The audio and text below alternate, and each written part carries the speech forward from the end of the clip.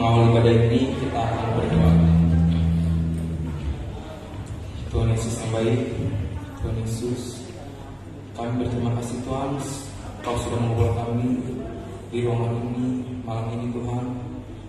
Hari ini kami rindu Tuhan untuk bersekutu kembali Tuhan di hadapan-Mu Tuhan, untuk merayakan kelahiran-Mu Tuhan, kelahiran-Mu yang telah lahir di dunia ini Tuhan Yesus. Tuhan Yesus, kami sungguh sangat berterima kasih Tuhan. Tolong Tuhan pimpin ibadah kami dari awal, pertengahan hingga akhirnya nanti. Terima kasih Tuhan Yesus dan Tuhan Yesus. Haleluya. Yang percaya katakan amin. Bapak Ibu semua siap untuk memuji Tuhan Yesus? Mari kita nyanyi dari pulau dan benua.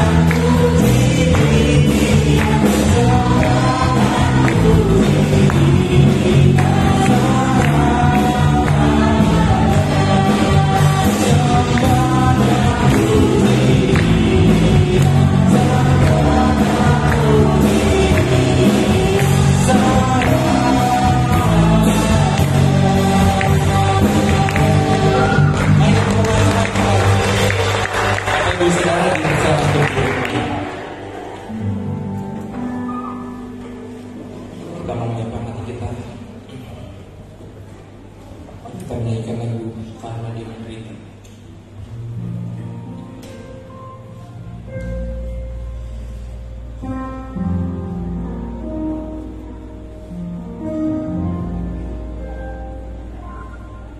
Waktu kecil kita merindukan hadiah yang indah dan menawan, namun tak menyadari seorang bayi lahir bawa keselamatan.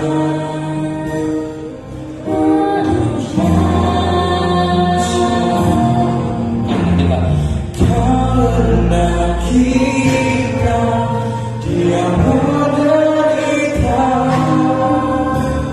karena kita Dia disalibkan, agar dunia yang hilang diselamatkan dari hukuman kekal.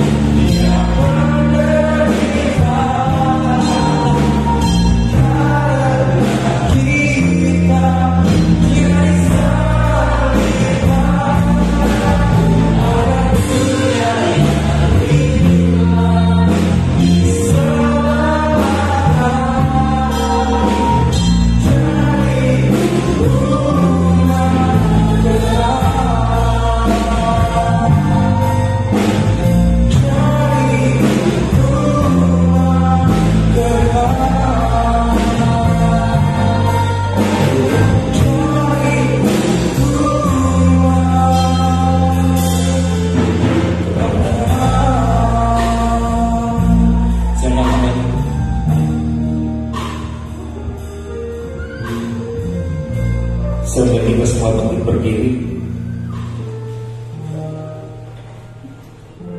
Mari kita bersatu dalam doa. Bapa dalam surga, kami bersyukur untuk malam hari ini. Di tengah-tengah hujan gerimis kami boleh tetap hadir, Tuhan. Terima kasih atas kerinduan yang Tuhan taruh dalam setiap hati dan pikiran pribadi kami lepas pribadi malam hari ini. Anugerahkan kami pada malam hari ini untuk mengerti kebenaran firman Tuhan. Biarlah kasih karunia daripada Allah dan Roh Kudus bekerja di dalam hati dan pikiran kami, sehingga kami boleh dicelikan dan kami boleh memahami makna Natal yang sesungguhnya di dalam kehidupan kekristenan kami. Ajar kami Tuhan untuk berdiam dengan kebenaran firman Tuhan. Berkati kami malam hari ini Tuhan. Urapi setiap hati dan pikiran kami. Biarlah setiap kami Tuhan yang datang hari ini boleh menerima berkat daripada firman Tuhan yang malam hari ini akan kami terima, yakni perkataan Tuhan yang hidup turun atas setiap kami. Dengar doa kami Tuhan, berbelas kasihanlah atas kami. Di dalam nama Tuhan Yesus Kristus, biarlah setiap kita yang percaya katakan amin. Baik, silakan dulu Bapak Ibu. Mari kita lihat di dalam Injil Lukas. Injil Lukas ayat yang kedua, pasal yang kedua, Lukas pasal kedua, ayatnya yang ke-6 dan 7. Ke-6 dan 7 kita akan baca bersama-sama. Lukas 2 ayat 6 dan 7. Saya tidak tampilkan di PowerPoint Bapak Ibu ya, ini sebagai background saja. Jadi Bapak Ibu bisa buka Alkitab atau Alkitabnya gitu ya. Sekarang Alkitab ya, ada di gadget masing-masing. Lukas 2 ayat 6 sampai 7. 1, 2, 3.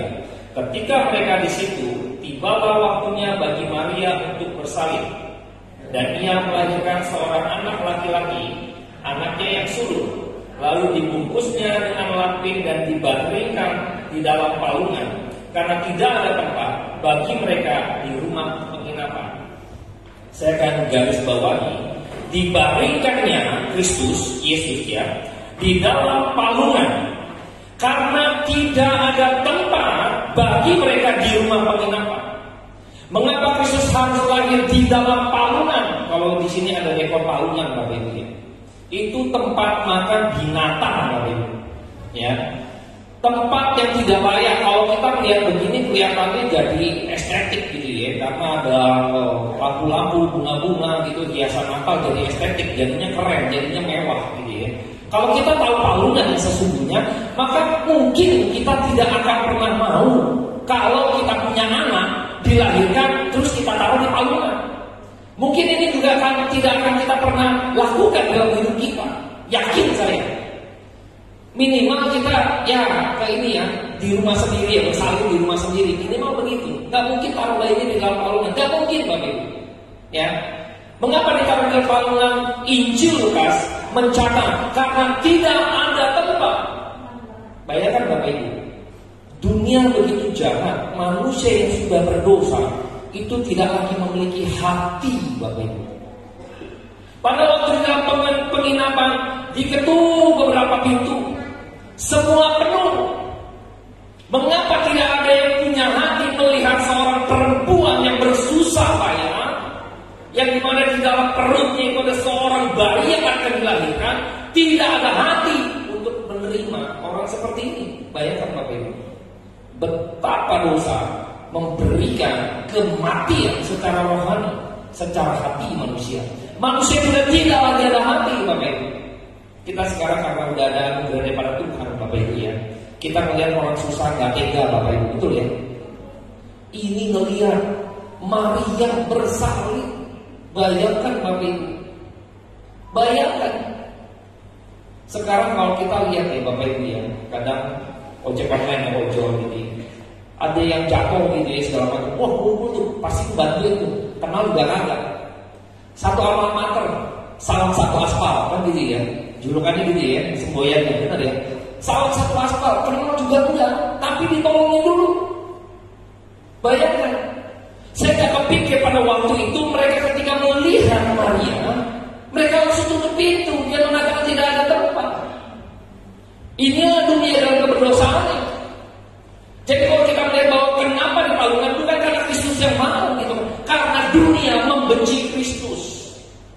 Di dalam Injil Yohanes, Tuhan sudah memperingatkan kepada murid-muridnya bahwa dunia membenci dirinya, karena Kristus bukan berasal dari dunia, Bapak Ibu.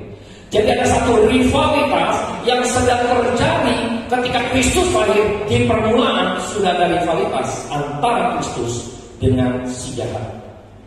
Jadi Bapak Ibu jangan heran gitu ya, karena saat ini dunia mencoba untuk membuat supaya manusia berdosa tidak dapat datang kepada Tuhan. Pada waktu dalam Kejadian, kalau kita tahu Bapak Ibu, kita coba sedikit flashback kenapa rivalitas ini ada. Di dalam kekekalan, maka malaikat Tuhan yang tidak mau menyembah kepada Allah, namanya Lucifer, dia malaikat penyembah, dia tidak mau taat untuk menyembah kepada Allah. Lalu maka dia dibuang. Maka pada waktu dibuang, Lucifer itu ingin menguasai manusia. Karena manusia ada di bawah, Tuhan Allah ada di atas. Ketika dibuang, maka Lucifer, kuasa gelap, itu dengan sekemampuan dia untuk mau mencoba menghalau manusia. Jadi dia di antara Bapak Ibu. Manusia dengan Allah, ketika Lucifer melakukan penguasaan di udara, Bapak Ibu, maka di Alkitab mengatakan peperangan kita bukan melawan darah dan daging, tetapi melawan roh-roh yang ada di udara. Penguasa-penguasa jahat yang ada di udara, masuknya dalam bicara rohaninya. Itu peperangan kita. Peperangan kita bukan seperti Ukraina dan Rusia sampai hari ini belum ada juntrungannya, Bapak Ibu. Bukan peperangan melawan darah dan daging, bukan, Bapak Ibu. Itu peperangan rohani, Bapak Ibu. Maka pada waktu itu Lucifer berusaha, si ular naga itu mencoba merayu daripada manusia, yaitu Adam pada waktu itu, dan juga Hawa, manusia pertama kali. Maka singkat cerita, di dalam Kejadian 3, dia coba untuk supaya paradigma manusia diputar balik, supaya dia tidak kembali pada Tuhan. Bayangkan Bapak Ibu ya, manusia sebelum jatuh dalam Tuhan, manusia memiliki mindset yang tepat, jitu kenal dengan Tuhan. Kenapa? Karena kita diciptakan dengan peta teladan Allah. Tuhan meletakkan peta teladan Allah sehingga manusia bisa mengenal Allah dengan baik dan benar, Bapak Ibu. Pada waktu itu manusia belum jatuh dalam dosa, manusia bisa mengenal Allah dengan benar. Maka ketika jatuh di dalam dosa, Lucifer, malaikat itu akhirnya dibuang. Lalu dia mencoba untuk memutarbalikkan pikiran manusia supaya interpretasi pengertiannya berbeda dengan pengertian yang sebenarnya. Nah, kalau kita perhatikan di dalam Kejadian 3, di situ kita akan melihat bagaimana ular iblis itu, si jahat, mencoba memutarbalikkan segala sesuatunya. Yang benar jadi salah, yang salah jadi benar. Ketika manusia akhirnya jatuh dalam dosa, maka Allah bertanya, di manakah engkau? Ini celaka. Ketika Tuhan Allah mengatakan, di manakah engkau berada, di situ sudah ada jarak antara Allah dengan manusia yang tadinya tidak ada jarak. Maka si penguasa jahat tadi, penguasa udara, menghancurkan tali-tali, Bapak, ya, antara hubungan manusia dengan Tuhan. Dihajar lagi sehingga Anda dan saya tidak lagi bisa mengenal Allah dengan benar. Buktinya apa? Pada waktu itu Tuhan Allah sedang berjalan-jalan di taman itu. Apa yang dilakukan oleh Adam dan Hawa? Bersembunyi, Bapak Ibu. Di situ sudah tahu bahwa kegelapan menarik manusia berdosa kepada kebinasaan. Tuhan Allah menanyakan di mana berarti ada jarak antara mereka, antara Allah dengan manusia. Lalu ketika dia bersembunyi, maka sesungguhnya kegelapan menarik manusia berdosa. Anda dan saya sedang digiring ke dalam kebinasaan, Bapak Ibu. Kalau Anda dan saya tidak percaya pada Kristus, kita kan juga nanti akan mati, Bapak Ibu ya. Usia kita berapa? 80 tahun gitu ya. Ini udah menginjak umur sicak saya gitu kan. Kalau paling dikasih Tuhan 30 usia lagi gitu ya, misalnya 70 dan usah banyak-banyak. Kalau banyak 80 setengahnya lagi, Bapak Ibu. Ini tinggal setengah doang kita nih. Ya, bayangkan tinggal setengah lagi. Yang umur 70 ya tinggal 10 lagi lah gitu ya. Belum ada yang 70 ya. Yang 70 10 lagi ya. Kira-kira demikian. Bayangkan Bapak Ibu, kita sedang digiring di dalam kebinasaan tanpa Kristus. Adam dan Hawa digiring. Bayangkan Bapak Ibu, tidak bisa mengenal Allah lagi. Mengapa? Karena dia bersembunyi jauh daripada Tuhan. Inilah pekerjaan daripada penguasa gelap itu, menjauhkan manusia daripada Tuhan. Demikian Kejadian di Palungan, ketika anak Allah lahir, Kristus menjadi perantara, maka dunia men-setting, memframing bahwa dia bukan raja. Karena tidak mungkin anak raja lahir di Palungan. Supaya Anda dan saya tidak percaya bahwa Yesus itu adalah anak Allah. Maka sudah di-framing begitu rupa supaya mindset Anda nggak akan mengenal dan percaya bahwa Yesus itu Tuhan, bahwa Yesus itu Raja. Nggak akan ada yang percaya. Bagaimana mungkin kecil, tidak pernah kami dengar gitu loh. Lahir di Palungan, nggak mungkin seorang raja itu lahir di Palungan, nggak mungkin. Loh, kalau dia Tuhan kenapa nggak lahir di tempat yang terhormat? Loh, kenapa dia harus lahir di sini dan sebagainya? Ini yang membuat framing daripada kuasa gelap iblis untuk supaya pemikiran kita nggak percaya bahwa Yesus itu Tuhan, nggak percaya bahwa dia itu Allah, nggak percaya bahwa itu Raja. Hal ini terjadi, Bapak Ibu. Kita akan coba lihat ada beberapa kelompok yang akan kita pelajari malam hari ini. Kita akan tahu di mana kita posisinya. Kita coba lihat di dalam Matius, Bapak Ibu. Kita buka dalam Matius 2. Itu mengenai orang Majus, ya. Orang-orang Majus. Kita akan lihat dulu orang-orang Majus.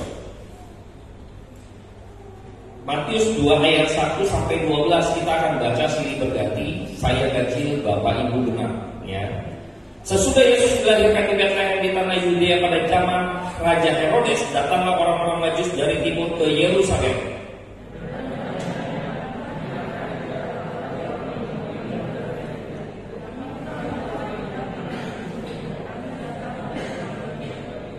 Ketika Raja Herodes mendengar hal itu, terkejutlah ia beserta seluruh Yerusalem.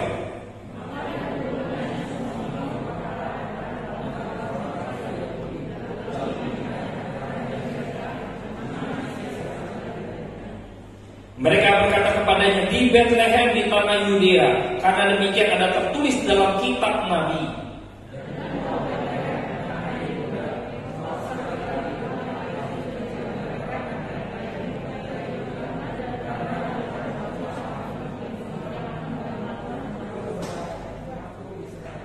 Lalu dengan diam-diam Herodes memanggil orang-orang Majus itu dan dengan teliti bertanya kepada mereka, bila mana bintang itu nampak?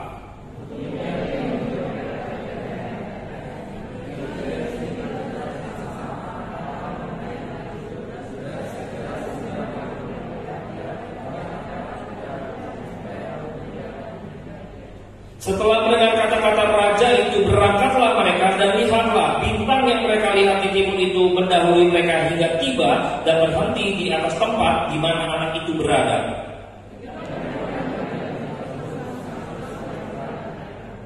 Maka masuklah mereka ke dalam rumah itu dan melihat anak itu bersama Maria ibunya, lalu sujud menyembah dia. Mereka pun membuka tempat harta bendanya dan mempersembahkan persembahan kepadanya, yaitu emas, kemenyan, dan mur.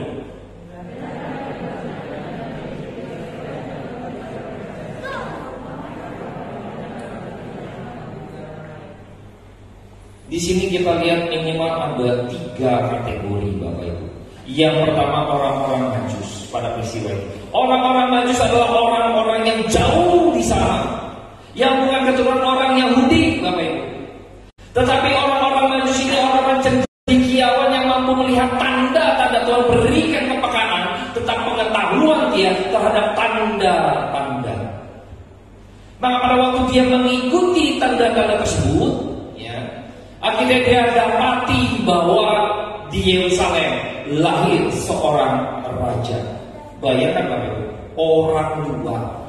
Tadi kita lihat cuplikan tadi, bahwa ketika itu Herodes kumpulin orang-orang yang tahu kitab, lalu coba cek, ada raja ya, benar ya, kamu pelajari, tapi nggak tahu. Bapak Ibu bayangkan ya, orang Yahudi, ahli Taurat, orang-orang ulama-ulamanya gitu ya, pada waktu itu Herodes ya, orang yang tahu agama, tidak tahu kalau pada waktu itu Kristus akan lahir. Bayangkan, padahal sudah dinubuatkan. Artinya orang yang dekat dengan kitab, pada waktu masih percaya gulungan kitab ya, orang yang pegang gulungan kitab tidak mengerti, Bapak Ibu, tidak diberi kepekaan. Sedangkan orang-orang Majus di luar sana tidak pegang kitab, Bapak Ibu, tapi Tuhan anugerahkan dia dengan tanda-tanda. Seorang cendekiawan melihat tanda-tanda dengan peka, mengetahui terang itu. Orang yang dekat dengan kitab Enggak tahu Bapak Ibu, bayangkan. Tidak memiliki kepekaan secara rohani. Bayangkan, ironis sekali bukan? Anda dan saya yang sering kali ke gereja tapi nggak ngerti firman Tuhan. Celaka Bapak Ibu, jangan kita kelompok orang seperti ini. Orang-orang di luar sana malah tahu gitu, lebih ngerti kebenaran firman Tuhan. Celaka kita, selama ini ngapain aja kita ke gereja Bapak Ibu. Ini terjadi ironis Bapak Ibu. PR buat setiap kita. Kita kadang malu gitu ya, kadang justru orang luar gitu ya yang nggak tahu malah lebih banyak tahu dibanding kita. Yang notabene kita lahir di keluarga Kristen, kita kan sekolah Kristen, apa Kristen gitu ya.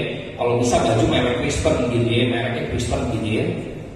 Kalau ada gado-gado gereja ya beli deh gado-gado gereja gitu ya. Kalau ada mereknya gereja, apapun mereknya semua kita mungkin Kristen Bapak Ibu. Tetapi ironis sekali kita nggak mengerti, kita nggak memiliki kepekaan terhadap kebenaran firman Tuhan.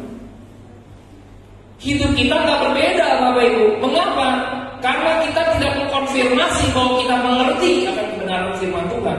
Kalau hidup kita ternyata nggak sama, nggak beda dengan dunia. Lagi-lagi ini adalah pekerjaan daripada kuasa si jahat yang tidak ingin manusia berdosa mengenal kebenaran. Kelompok lain kita lihat Herodes Bapak Ibu ya. Sepertinya tadinya dia pengen tahu, pengen dapat, pengen selidiki. Lu kalau udah ketemu bilang-bilang gua, kira-kira gitu ya. Gua juga pengen ketemu, pengen datang. Bayangkan Bapak Ibu ya, ini Herodes nih. Tapi sesungguhnya Herodes tidak sungguh-sungguh ingin datang. Justru terbalik, dia ingin membunuh dan membinasakan Kristus. Kita coba kutip kembali di dalam Matius 2 ayat 16 sampai 18.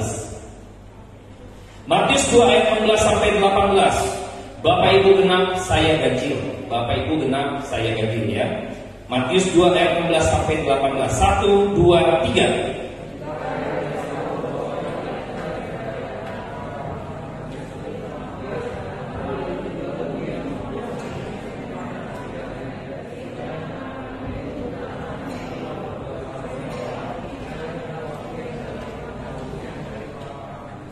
Dengan demikian genaplah firman yang disampaikan oleh Nabi Yeremia.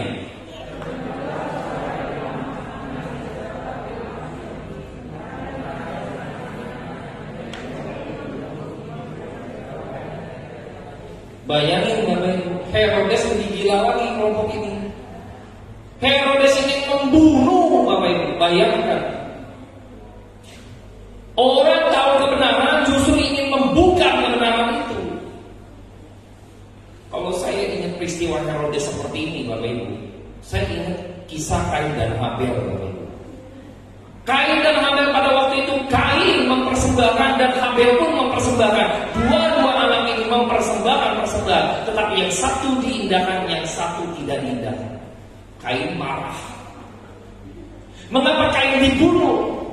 Saya nggak bahas terlalu detail Bapak Ibu, tapi saya akan kasih garis besarnya. Pada waktu itu Kain tidak mau Habel bersuara, karena Habel kelompok nabi.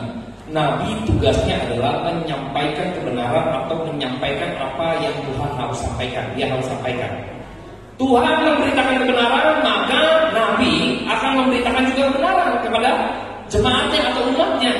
Jadi fungsi Nabi ini dijalankan oleh Habel. Alkitab dalam Perjanjian Baru mencatat bahwa Kain kelompok daripada Nabi Bapak Ibu. Jadi pada waktu itu peristiwa Kain dan Habel, maka Kain seringkali ditegur oleh Habel. Orang yang ditegur kesalahannya nggak senang Bapak Ibu. Benar ya? Bapak Ibu kalau salah terus ditegur gitu ya, seringkali kita malah yang galak kita gitu ya. Apa lu gitu ya? Bayangkan nih Habel adiknya. Lu tahu apa? Lu lahir anak baru kemarin. Gua duluan, gua kakak lu.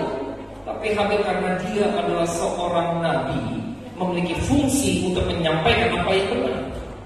Karena persembahan Kain itu salah Bapak Ibu. Bukan karena persembahannya setengah dan sebagainya, terlepas dari itu Bapak Ibu ya. Sesungguhnya adalah karena Kain mempersembahkan yang bukan seturut dengan maunya Tuhan. Saya terbitkan satu komik gitu ya, pakai dari Allah. Di situ di komik itu saya masukkan doktrin itu, Bapak Ibu. Masukkan pengajaran itu. Jadi pada waktu itu Habil memberitakan kebenaran. Bahkan ketika dibunuh, mungkin Kain sudah nggak lalu, capek, ditegur terus, udah mendingan lu kebacok dulu, gue matiin, selesai, Bapak Ibu. Tapi Alkitab mencatat darah Habel berbicara. Bayangkan Bapak Ibu ya, dia stop berbicara, dia nggak ngomong lagi, biar gue nggak ditegur lagi, mati aja sekalian. Gak ada orang yang berarti tidak ada yang menegur saya, selesai. Demikian pun Herodes, Bapak Ibu. Ketika kebenaran itu ada, dia tidak mau ada kebenaran lain. Herodes raja, ada raja lain, nggak bisa. Bayangkan Bapak Ibu, tidak boleh ada kebenaran lain. Saya adalah kebenarannya, saya rajanya. Bayangkan Bapak Ibu. Ini udah keras sekali Bapak Ibu. Kalau ada orang yang ingin mematikan kebenaran gitu ya, ini orang binasa Bapak Ibu. Tinggal tunggu tanggal mainnya saja. Kain ingin membinasakan Habel karena Habel terus berbicara mengenai kebenaran. Harusnya Anda dan saya bersyukur Bapak Ibu. Ketika Rasul Petrus berkhotbah di hari Pentakosta, ketika Roh Kudus turun tercurah, maka diserambi Saul Petrus berkhotbah menyinggung kesalahan orang-orang Yahudi ketika harus mematikan, memaku, memenjarakan mengenai Kristus gitu ya, hingga mati di atas kayu salib. Petrus tegur dosa mereka. Bayangkan Bapak Ibu. Ada yang ingin justru hajar Petrus, ada yang bertobat. Posisi Anda dan saya gimana? Ketika Anda ditegur oleh kesalahanmu, ditegur oleh kebenaran firman Tuhan, posisi Anda ada di mana? Bodoh amat, minggu depan gak datang lagi gitu ya. Memang minggu depan gak ada lagi Bapak Ibu ya. Tanggal 17 doang Natalan, minggu depan gak Natalan gitu ya. Nanti ada Natalan tanggal 25 ya, bukan tanggal 24. Gak datang lagi. Gak peduli Bapak Ibu. Ada yang respon, aduh Petrus. Jadi kami harus bagaimana? Kita dulu nggak tahu, kita ikut-ikutan doang, salibkan dia. Saya nggak tahu apa-apa. Saya terhasut, saya dengar hoak, lalu saya meyakini itu kebenaran. Bagaimana sekarang? Atau yang dengan sadar? Dengan sadar. Ikut sambitin, ikut ludahi dengan sadar. Bagaimana ini? Mereka bertobat. Bayangkan Bapak Ibu, di mana posisi hati kita? Nggak enak loh Bapak Ibu. Saya yakin Kain begitu kesal sama Habel karena ini orang membacot mulu gitu ya. Gue tabokin juga sekarang gitu ya. Kadang-kadang kita gitu ya, ngomong mulu, ngomel aja mulu gitu ya, suami istri gitu ya. Gue sobek mulu gitu ya mulutnya. Gue jahit mulutnya gitu ya. Kita nggak suka kok. Harusnya kita bersyukur. Kita salah, ada orang yang tegur kita salah supaya kita nggak salah. Kan harusnya gitu ya. Harusnya kita bersyukur. Yang ada kita maki tuh orang yang bilang kita salah. Kalau bisa hilangin nih orang.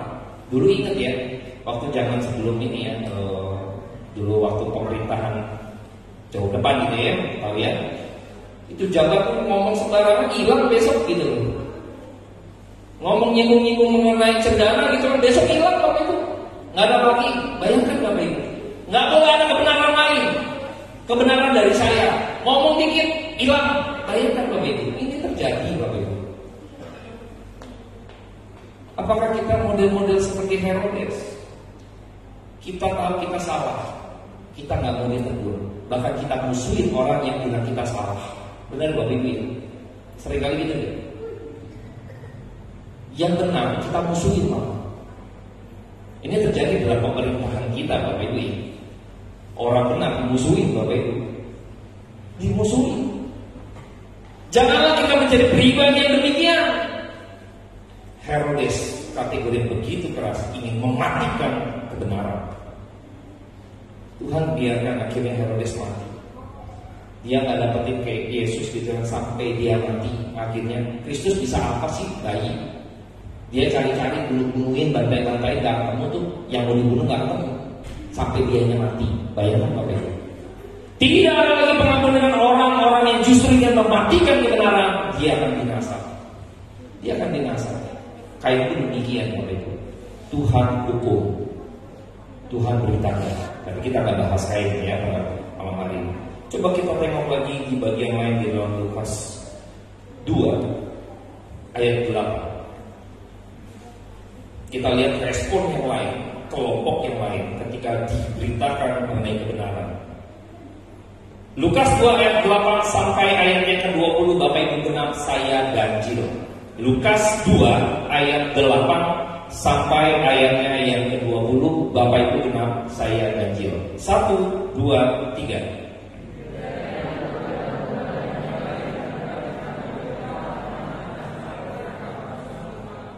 Tiba-tiba berdirilah seorang malaikat Tuhan di dekat mereka dan kemuliaan Tuhan bersinar meliputi mereka dan mereka sangat ketakutan.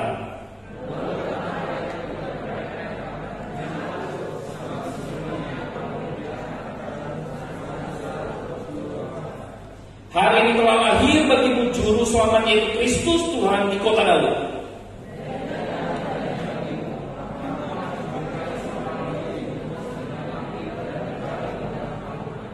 Dan tiba-tiba nampaklah bersama-sama dengan malaikat itu sejumlah besar bala tentara surga yang memuji Allah, katanya.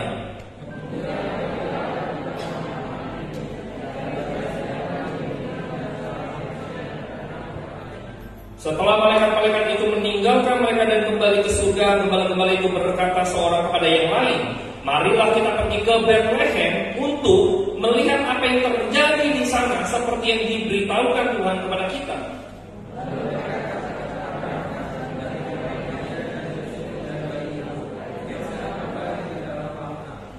Dan ketika mereka melihatnya, mereka memberitahukan apa yang telah dikatakan kepada mereka tentang anak itu.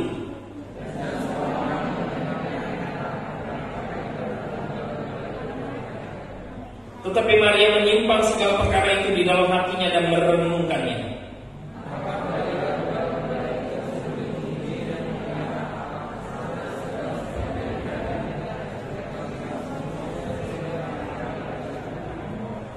Ini kelompok gembala-gembala menarik Bapak Ibu. Gembala-gembala itu kelompok-kelompok yang mungkin dianggap hina Bapak Ibu ya. Karena pada waktu itu profesi gembala itu mereka harus berada dekat dengan ternaknya. Otomatis badan bajunya juga bau Bapak Ibu. Ya, karena dia suka jagain, kasih makan, terus kalau jatuh dia rawat, dia peluk, jadi digendong dan sebagainya. Itu bau sekali Bapak Ibu. Baunya mirip seperti ternaknya. Ya, Bapak Ibu tahu ya bandot gitu ya. Itu kan baunya menyengat ya. Kita kalau nggak terbiasa kita juga mabuk gitu ya. Beberapa orang kalau lewat misalnya kandang kambing atau domba gitu ya, baunya kan nggak enak ya. Biasa seperti itu. Dan kita kalau main dekat-dekat ternak itu, badan kita pulang pasti baunya nempel-nempel tuh, bau bandot. Ya, itu kan jarang mandi dan lain sebagainya. Jadi itu badan kita bau. Maka profesi gembala pada waktu itu tuh nggak bisa makan dengan tuannya. Dia makan tuh dengan kelompok ini di luar sana. Nggak bisa masuk kucuk-kucuk datang sama tuannya makan. Nggak bisa dia masuk dalam. Biasa ada pantry-nya tersendiri, gitu loh. Jadi seperti kaum yang tersingkir. Tapi justru Tuhan datang kepada orang-orang yang kaum tersingkir Bapak Ibu. Tidak pernah ada yang mendengar kur spektakuler yang paling hebat selain daripada gembala-gembala itu. Malaikat nyanyi buat mereka. Bayangkan Bapak Ibu, orang-orang kaya bayar kocek begitu mahal, belum tentu sebagus yang didengar oleh gembala-gembala ini. Gak perlu keluar duit Bapak Ibu. Bayangkan Bapak Ibu, Tuhan begitu luar biasa. Ketika gembala-gembala ini mendengar suara daripada malaikat, lalu dikatakan mereka mencoba untuk meneliti, mengkonfirmasi. Yuk kita coba cek. Yuk kita coba lihat. Yuk kita buru-buru ke sana. Mereka cepat-cepat ke sana ke titik yang sudah ditetapkan. Lalu ke sana Bapak Ibu, bayangkan. Ini orang yang mau belajar Bapak Ibu. Dengan mereka kebenaran, dia konfirmasi itu. Yuk kita cek, kita teliti. Mirip seperti orang-orang Majus. Begitu melihat tanda-tanda, lalu dia pelajari, lalu dia ikutin sampai titik di mana tanda itu berhenti. Kita seringkali di dalam kehidupan kita, Tuhan kasih tanda-tanda kita supaya hidup kita menjadi orang yang benar, supaya hidup kita menjadi orang Kristen yang benar. Seringkali Tuhan kasih tanda-tanda itu, kita nggak mau ikutin, Bapak Ibu. Nggak mau ikutin apapun ya Bapak Ibu ya. Kesusahan, kesulitan, penyakit seringkali menjadi tanda untuk kita hidup lebih benar, gitu ya. Contoh, makan, ya kan? Begitu darah tinggi, ya kan? Makan itu tanda, ya kan? Supaya makanan kita dijaga. Cek kolesterol, ya kan? Tinggi, nah supaya kita memperbaiki hidup kita. Harusnya gitu Bapak Ibu ya.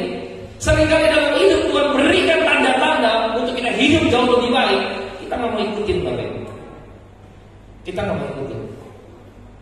Orang Majus dan Gembala ini langsung dia semangat merespon perkataan daripada malaikat itu, perkataan daripada Allah yang turun dari surga. Dia buru-buru cek konfirmasi.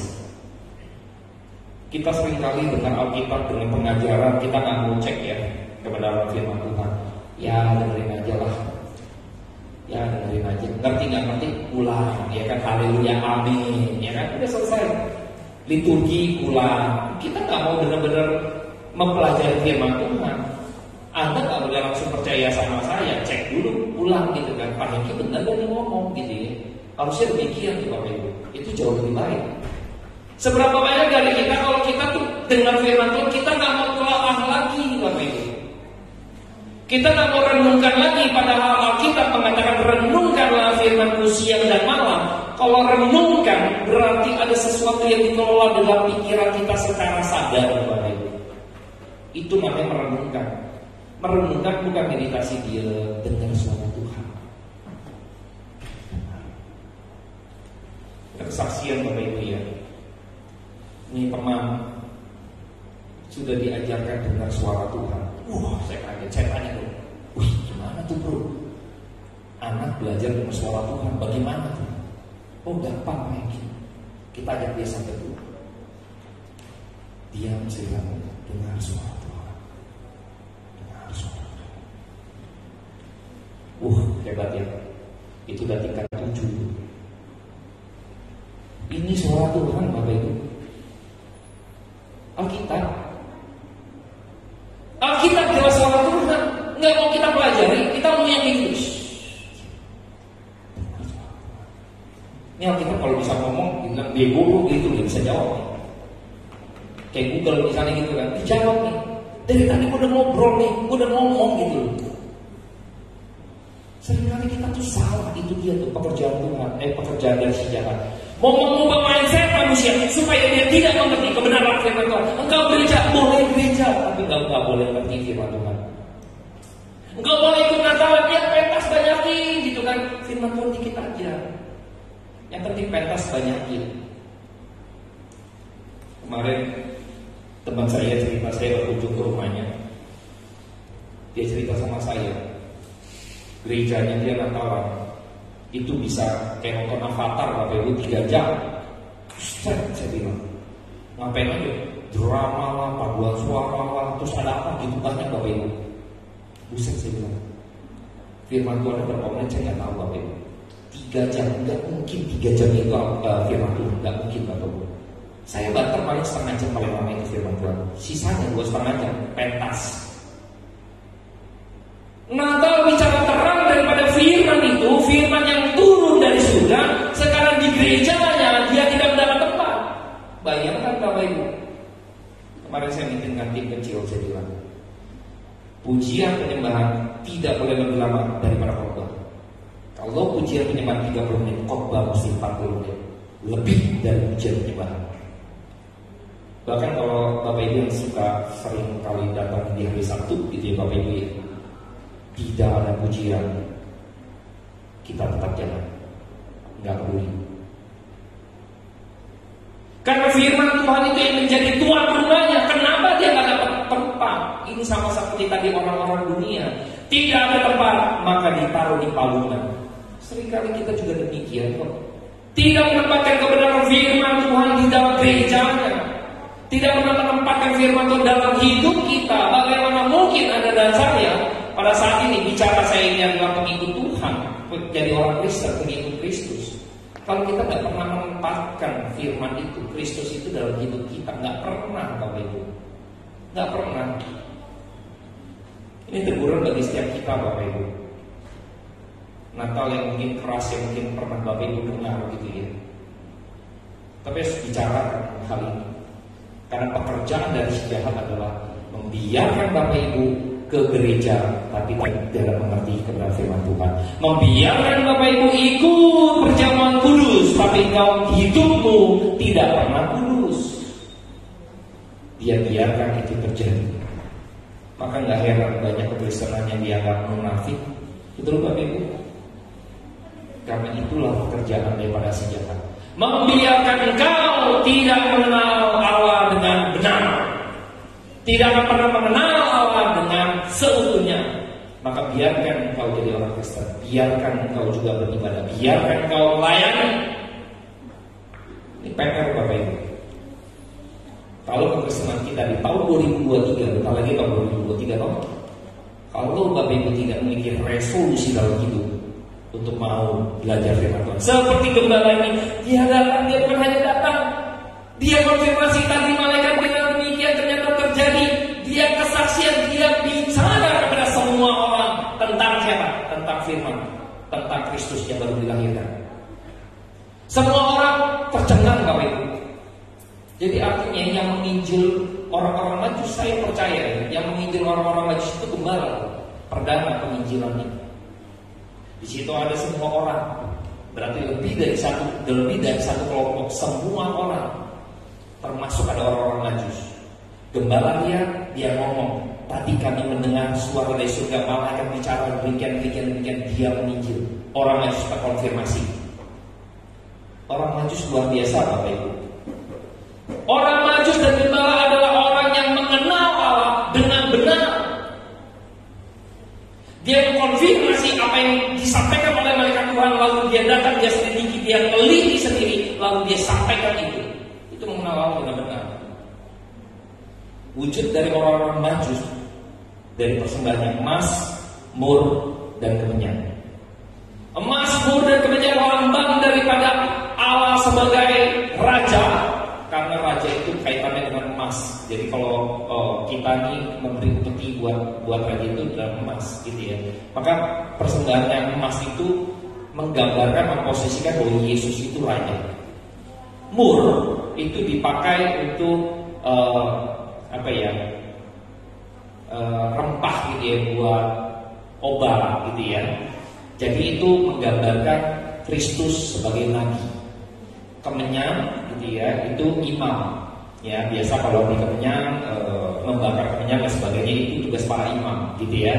Jadi mewakili setiap hadiah tersebut menggambarkan bahwa orang Majus mengenal Kristus dengan tepat, yaitu dia sebagai raja, dia sebagai nabi, dia sebagai imam.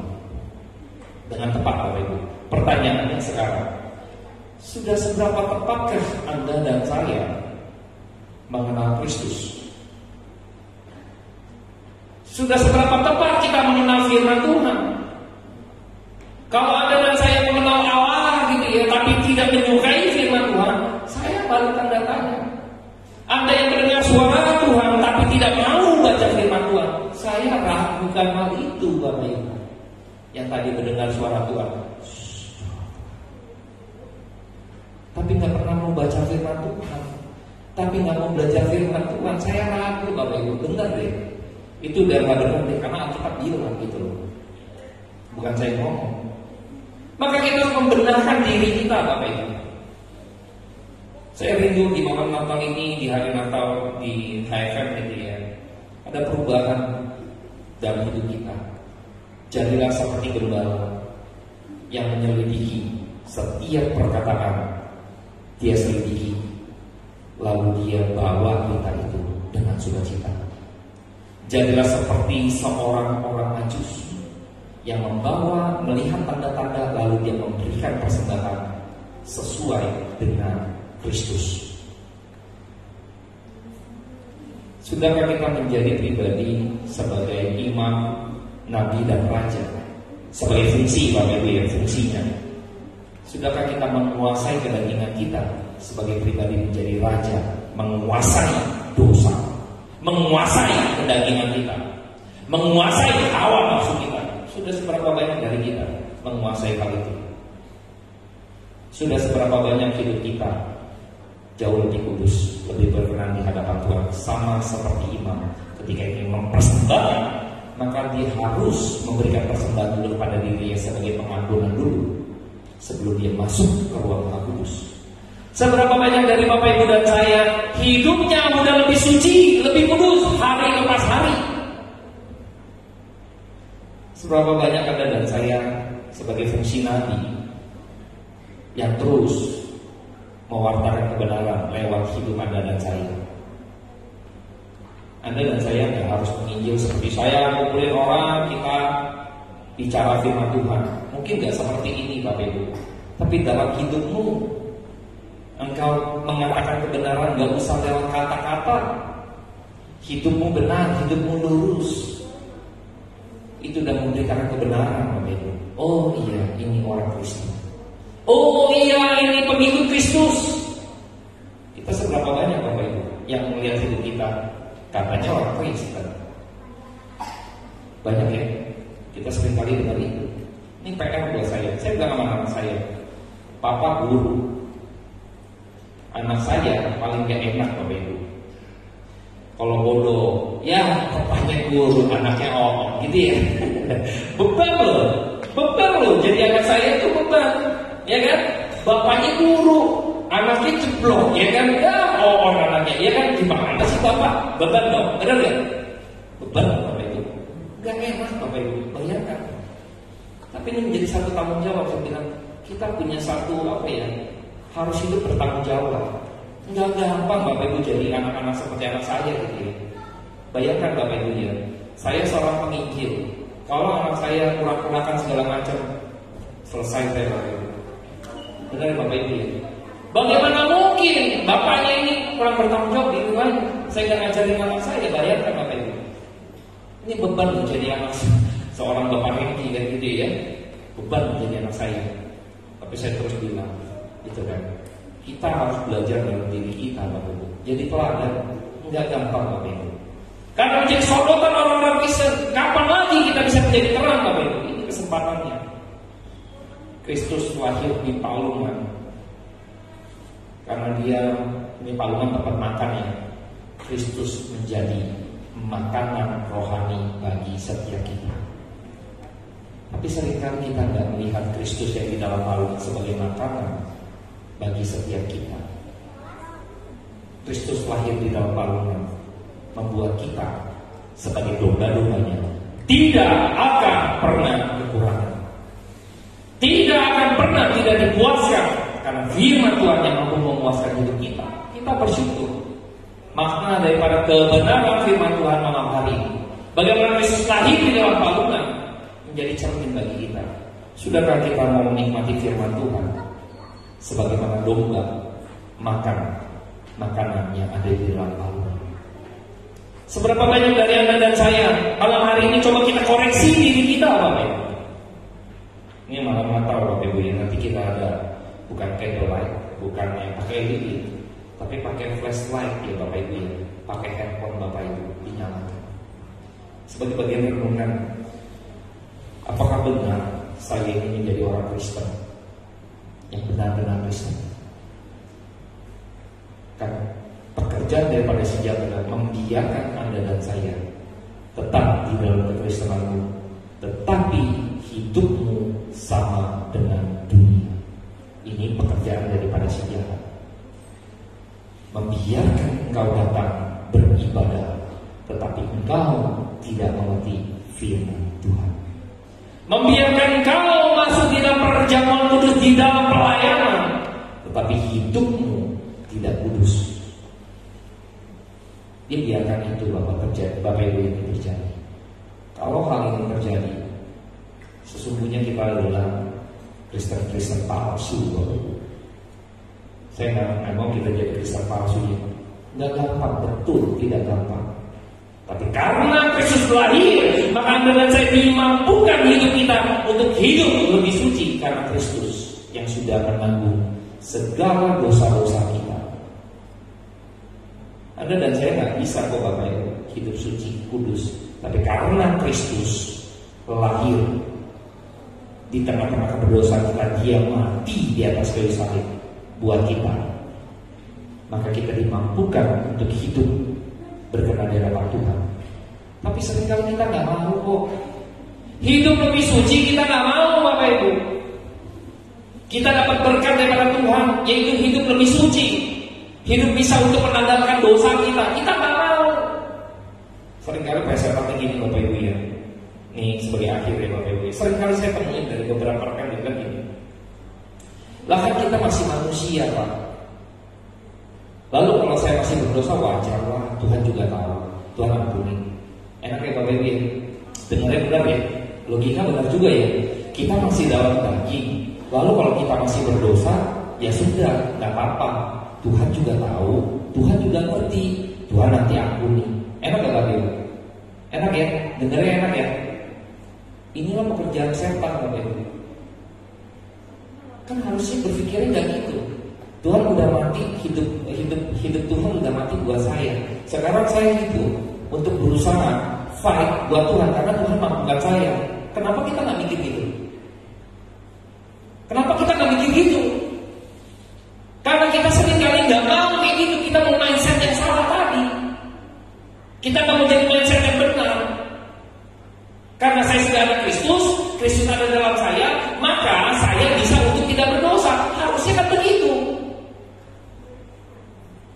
Tapi kan kita nggak mau, maunya berpikir gitu, ya Tuhan juga nanti ngerti saya. Berarti Kristus nggak hidup dalam saya.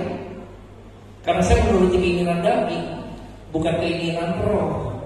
Kalau orang yang sudah terima Kristus, maka ada Roh Kudus. Maka hidup kita harusnya dipimpin oleh Roh Kudus.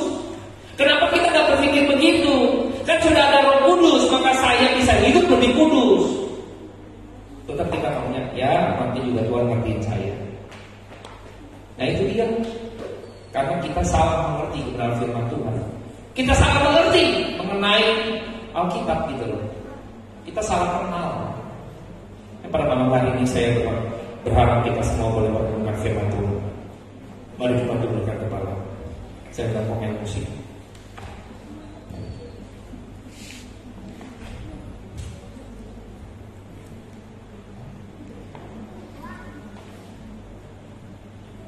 Mari kita lipat tangan dan kita pejamkan mata kita. Kita boleh merenungkan tentang firman Tuhan. Dan saya akan berdoa buat setiap kita. Bapa dalam surga, kami bersyukur Tuhan, karena malam hari ini firman Tuhan turun atas kami lewat teguran yang begitu keras. Kebenaran Tuhan yang Tuhan paparkan membongkar hati kami Tuhan, agar hidup kami boleh memiliki pemikiran yang baik, boleh memiliki satu kerangka berpikir yang benar tentang Allah, sehingga kami jalankan hidup kami gak asal-asalan Tuhan. Kami bersyukur malam hari ini Tuhan, firman Tuhan hadir di tengah-tengah kami. Mari Roh Kudus, kamu berdoa mohon belas kasih daripada Tuhan. Engkau anugerahkan pada malam hari ini setiap kami pribadi lepas pribadi, untuk kami yang keras Tuhan lembutkan. Buat hati kami hati yang hancur Tuhan, untuk mau diubahkan. Jikalau kami salah Tuhan, biarlah kami memiliki hati yang lemah lembut, menerima teguran, menerima kebenaran Tuhan, sehingga kami boleh hidup semakin hari serupa dengan Kristus, seperti yang Tuhan inginkan, seperti yang Tuhan mau dalam hidup kami. Hamba-Mu selesai berkata-kata Tuhan, biarlah Tuhan sendiri yang beracara atas setiap pribadi kami, memberikan kami pencerahan iluminasi, sehingga kami boleh mengubah hidup kami dan menyerahkan hidup kami sebagai persembahan yang hidup dan berkenan di hadapan Tuhan.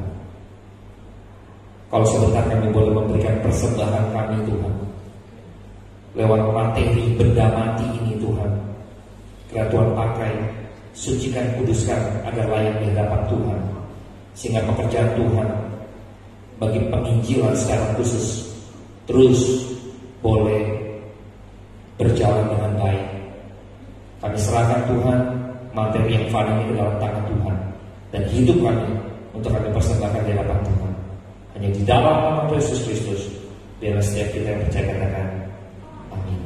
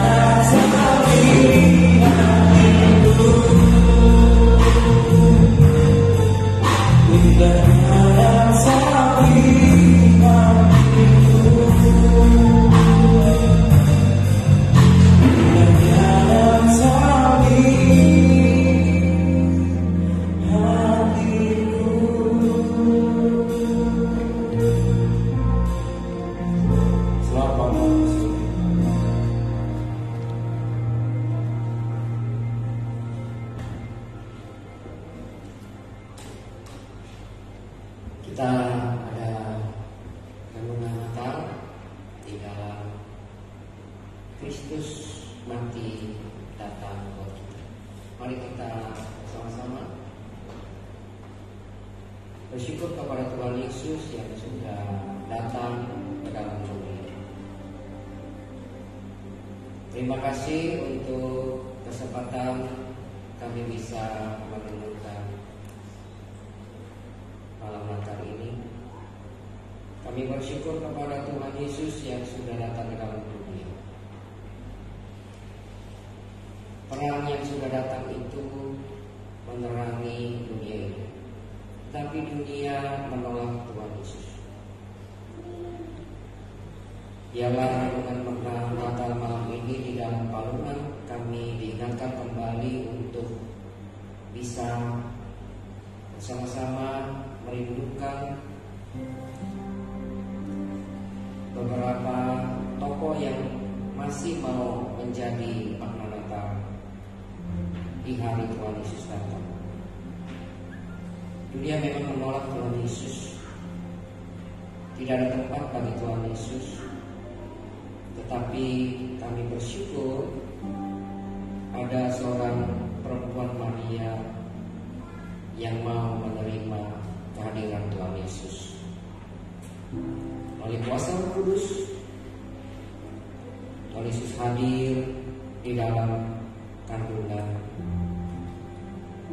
seorang perempuan darah Maria. Dan Maria berkata, "Aku adalah hamba Tuhan, biarlah kehendakmu yang jadi." Kami bersyukur juga untuk Yusuf yang mau menerima Maria sebagai istrinya, walaupun dia tahu Maria mengandung dan diam-diam dia ingin menceraikan istrinya itu. Tapi oleh karena kasih karunia Allah, Yusuf mau dipakai Tuhan taat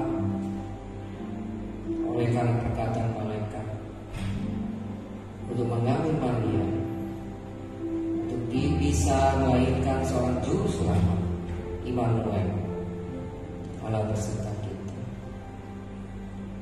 Allah juga memakai gembala-gembala datang dan taat untuk ke tempat Tuhan Yesus. Dan kami percaya Tuhan juga memakai orang asing, yaitu orang Majus. Terutama Tuhan juga mau memakai kami, yang hari ini kami ingat bagaimana Yesus datang ke dalam dunia di palungan yang kotor.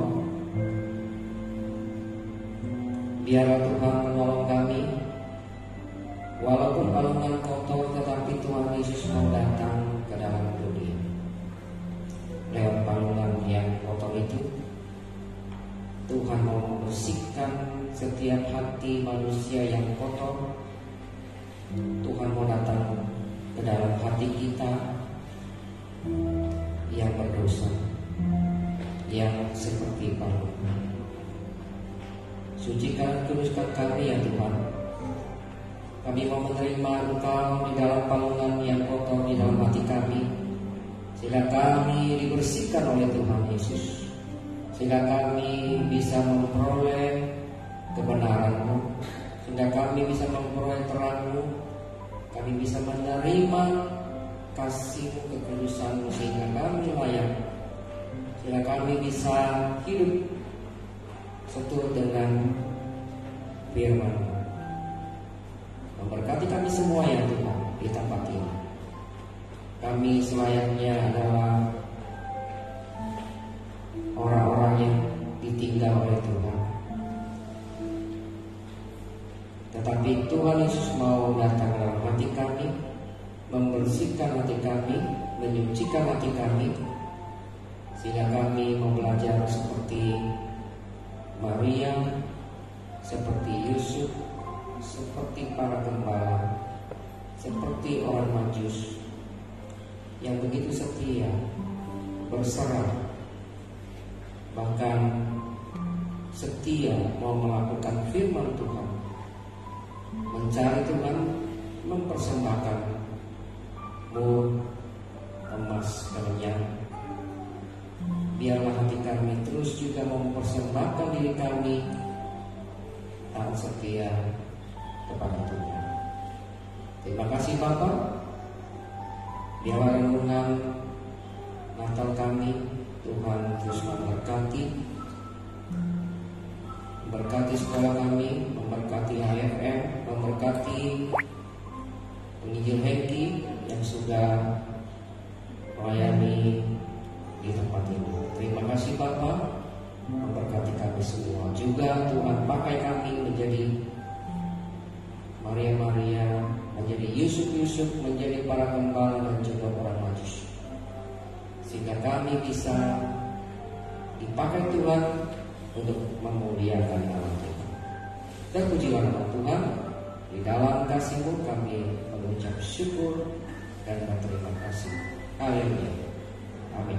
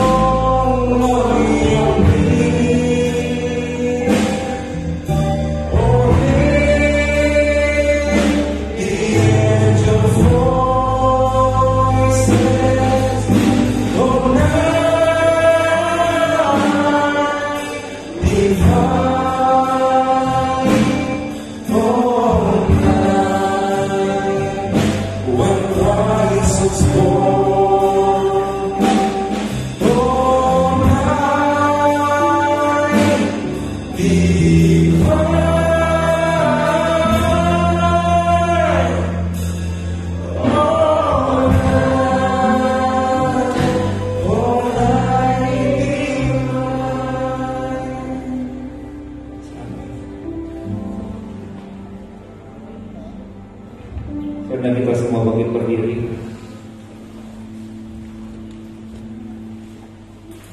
kita akan mengakhiri ibadah Natal kita malam hari ini. Nanti sebelumnya jangan pulang dulu karena ada doa kelas gitu ya. Saya minta Ibu Rina doa tutup, nanti doa berkat oleh Bapak Mulia.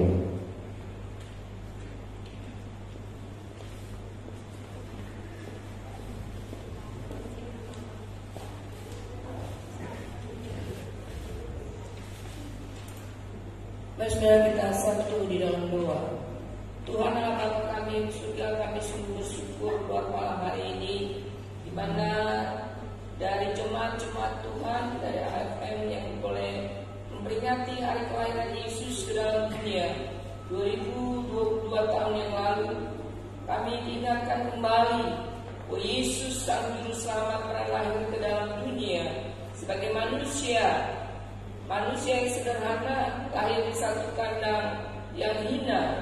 Kami bersyukur Tuhan dengan kehinaan Tuhan yang mulia datang sebagai orang yang begitu rendah hati, merasa hidupnya terhina. Tetapi Tuhan mengangkat di dalam Yesus yang mau mati di atas kayu salib buat dosa kami. Kami bersyukur Tuhan Yesus karena karya Tuhan besar di dalam hidup kami. Kami berterima kasih Tuhan. Kami orang berdosa diselamatkan. Kami mengucap syukur Tuhan yang begitu sederhana lahir ke dalam dunia ini. Biarlah kami boleh mengambil teladan dari sikap hidup Yesus Kristus yang boleh menjadi juru selamat bagi manusia yang boleh percaya dan akan diselamatkan. Terima kasih Bapa buat malam hari ini jemaat-jemaat Tuhan diingatkan kembali lewat firman Tuhan. Biar kami hidup di dalam kesucian, kekudusan, takut akan Tuhan.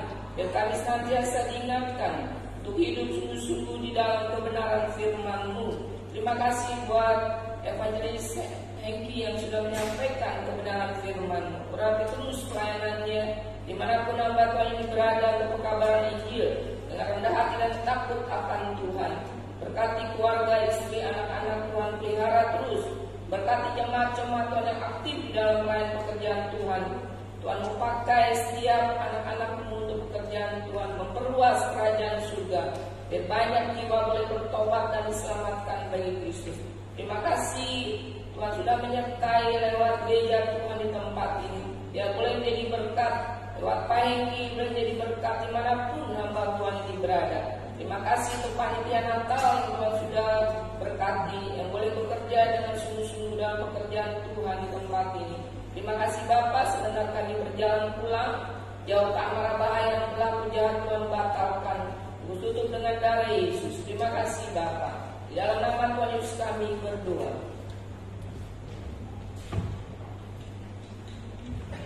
Mari jemaat Tuhan kita siapa nanti menerima berkat Tuhan. Segala pertolongan, kemuliaan, kebesaran yang besar dari Allah Bapa, mengirimkan anaknya Yesus Kristus yang menjadi Raja damai sejahtera bagi kita, serta pertolongan penghiburan daripada Roh Kudus terus menyertai kita sekarang bahkan sampai selama-lamanya. Bapak terima kasih.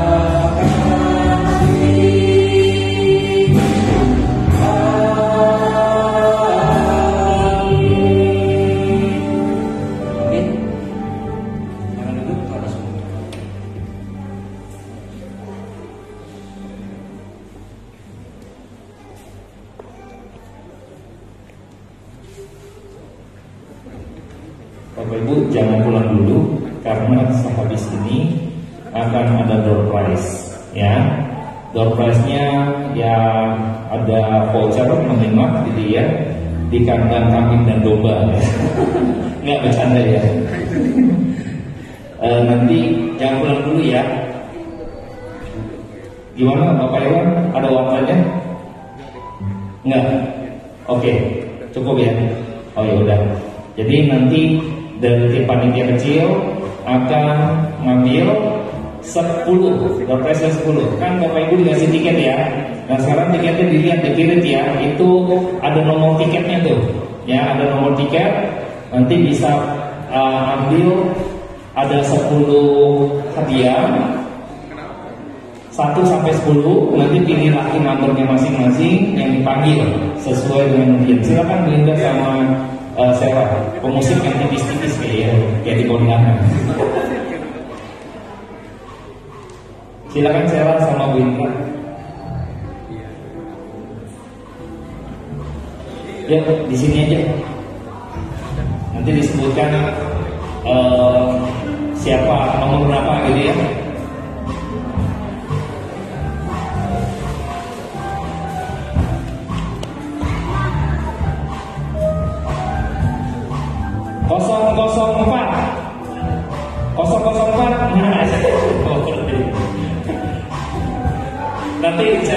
Nanti dicek tuh 004 ya.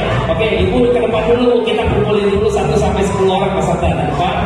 028 028 1 0282. Masa gak ada sih, gak mungkin nih. Anak saya kali ya. Kalau anak saya kayak itu ya. Ada gak? Hah? Jason ya? 028 Enggak ada nih. Serius nih. Angus ya? Angus. Iya. Saya apa? Panitia, oh iya. Pak Iwan, 028 ternyata tiketnya Pak. Pakai nih Pak.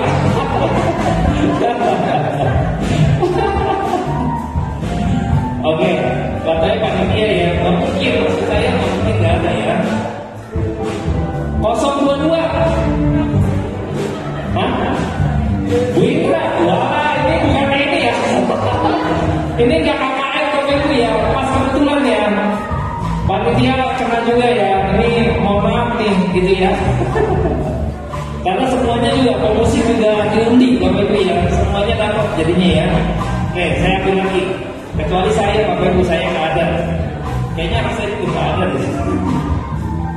062 Irwan ya? Serius lah. Ini rata-rata panitia ya. Rata-rata kita tuh. Nggak pakai dulu. Ngomong Brian, dulu ini ke depan dulu. Sama Irwan ke depan. 048.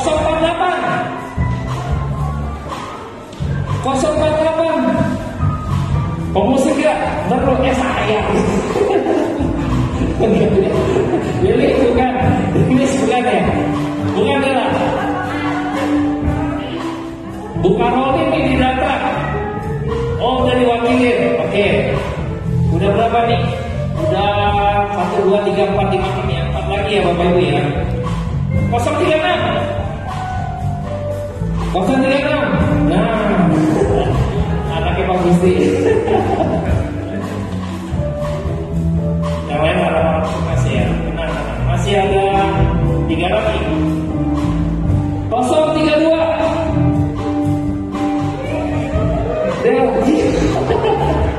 Ngaci ya, banyak pekerja ya. Waduh.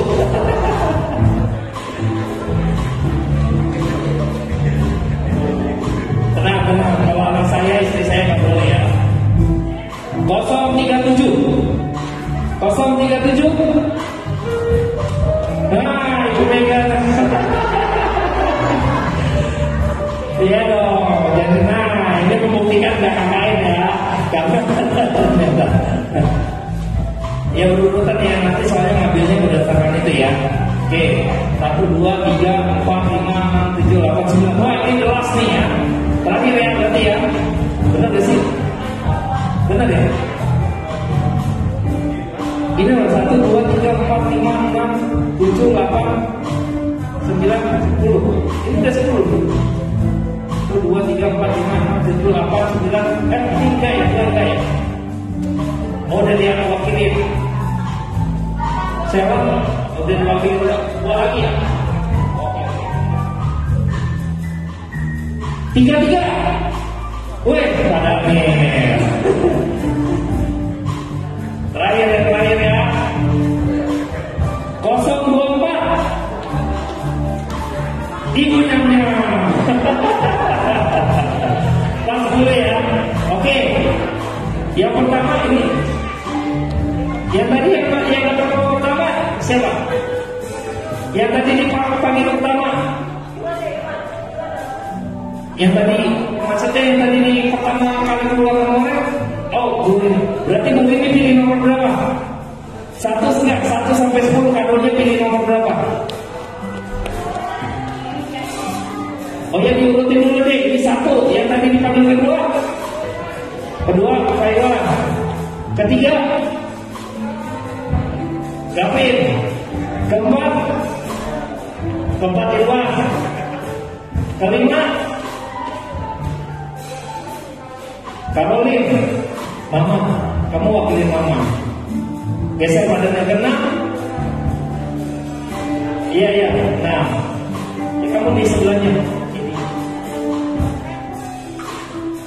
Geser. Ini ke 6 tuh. Dia ke 6. Dia ke 7.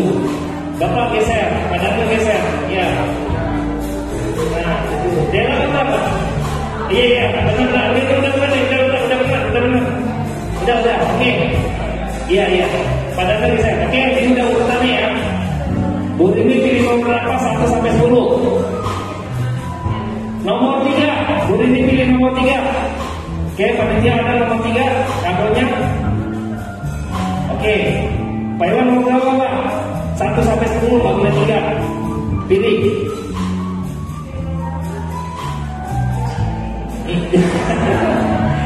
Satu sampai 10, 3. 10. Oke, lagi nomornya. Kevin nomor berapa? 6.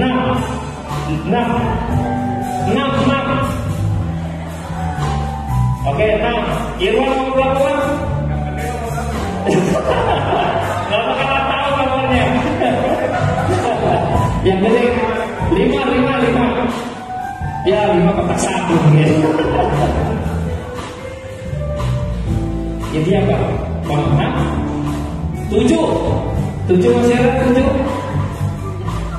7 ya. 7 panci buat goreng Indomie. Bagus sih, berapa? Ya, berapa? Nomor berapa? 80 bungkus. Ya, Bella, sisanya berapa? 9.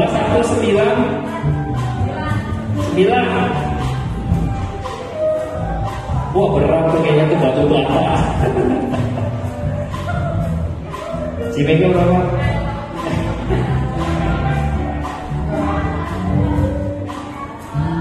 4.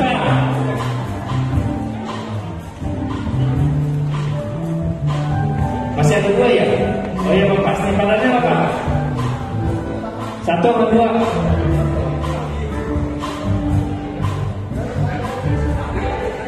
Banyaknya nggak usah pilih ya, seadanya.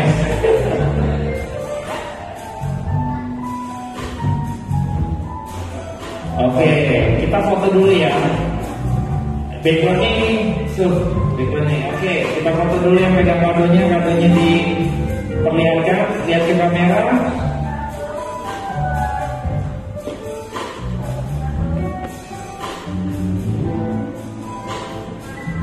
Oke, sekarang boleh kembali ke kursinya masing-masing. Boleh dibuka, boleh mau pulang dibuka. Dan nanti panitia akan ada snack Bapak Ibu yang ada nanti Sela dan Bu Indra, itu snacknya ada di plastik merah ya. Jadi nanti Bapak Ibu dengan petik makanan diambil masing-masing dapat 1 gitu ya. Jadi dengan tertib ya. Oke, saya kembalikan kepada worship leader untuk menemani kita sambil berpulang.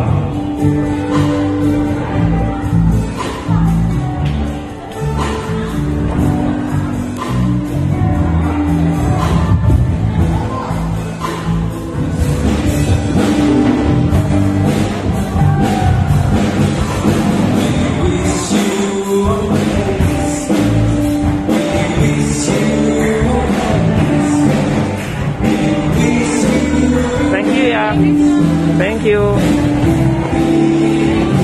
Thank you, brother. Thank you ya, Bu. Makasih ya.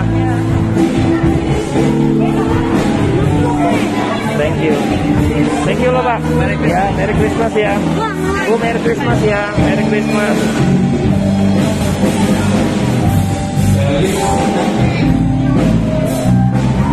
Makasih ya, Bu. Makasih ya, Bu. Thank you loh, Ci. Thank you, Pak Gusti. Ya, Merry Christmas. Ya, Ci. Ini makanannya lebih loh. Kasih ya. Kasih ya. Ci, ini lebih loh, Ci. Lebih. Ya, kasih ya. Thank you loh. Mantap. Keras. Oh, thank you loh.